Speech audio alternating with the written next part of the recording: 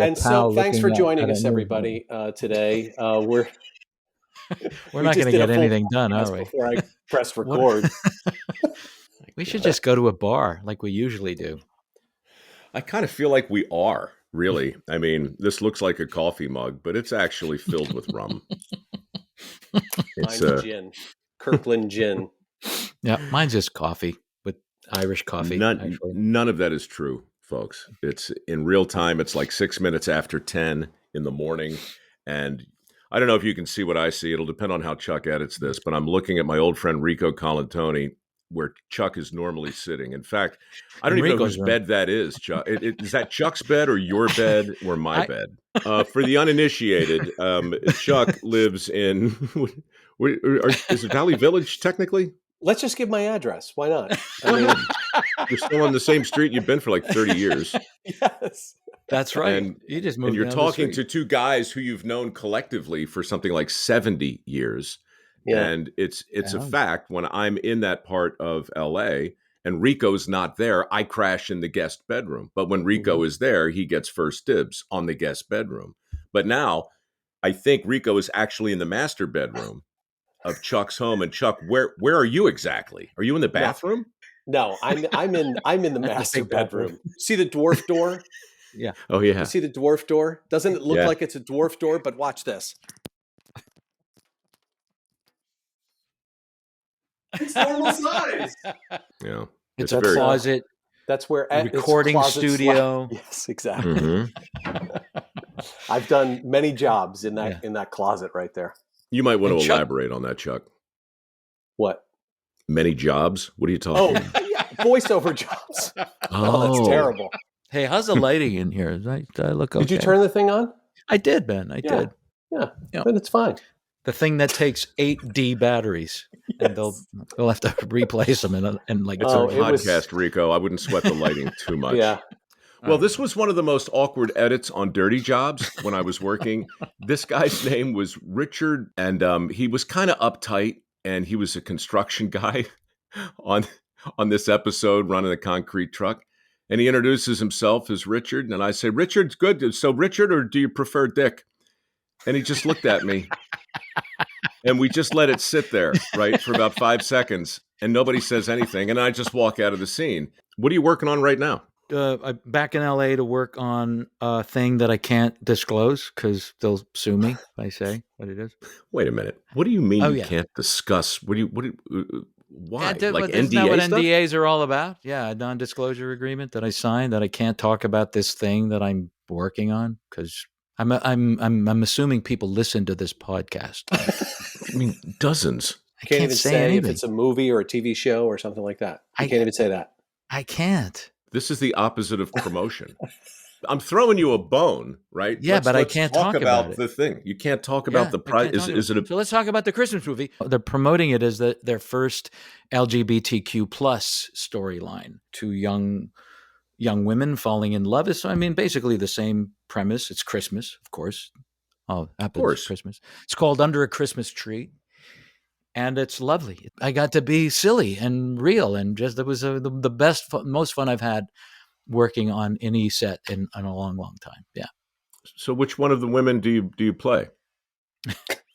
I'm looking at Chuck, and I'm looking at myself, and now I'm looking at you. And the biggest difference between you and the two of us is that you actually had standards for a long time. I imagine you still do, right? But Chuck and I spent a lot of years saying yes to whatever the offer was.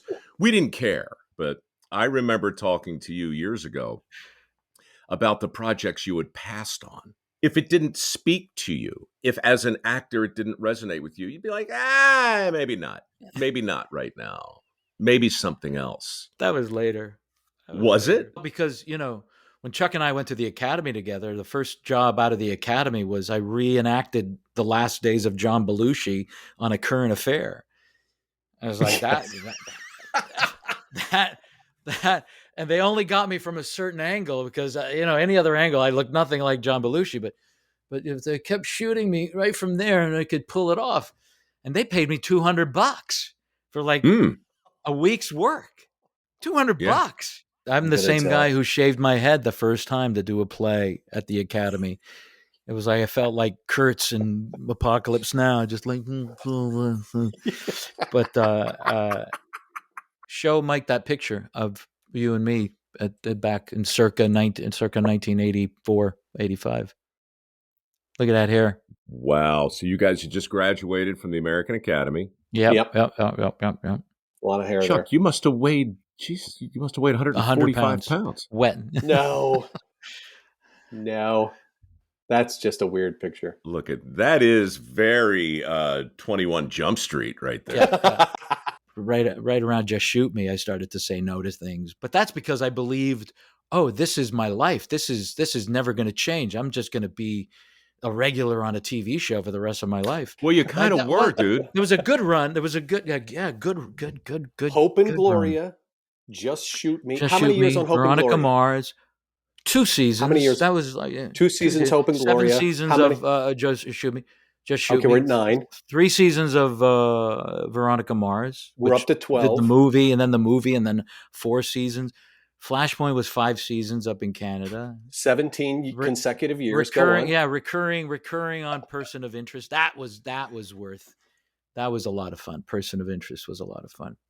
But there was another I got to work series with Tim regular. Allen on Galaxy Crest. That felt like 5 years just working with him. All right. This is worth a brief pause. He was on last week. We had a great chat. Yeah, I know that. I do that. Did you actually listen to that, or did Chuck give you the Cliff Notes? I listened to the part where he didn't remember who I was. That's all I remember. Funny stuff, man. Funny stuff. It's like, I don't even want to talk about albino alligator. That just pisses me off. Too soon? Sorry. I mean, I never want to talk according about to your that. filmography, that was 96, right after Money Train and right before The Wrong Guy, where you played the creepy guy in The Wrong Guy.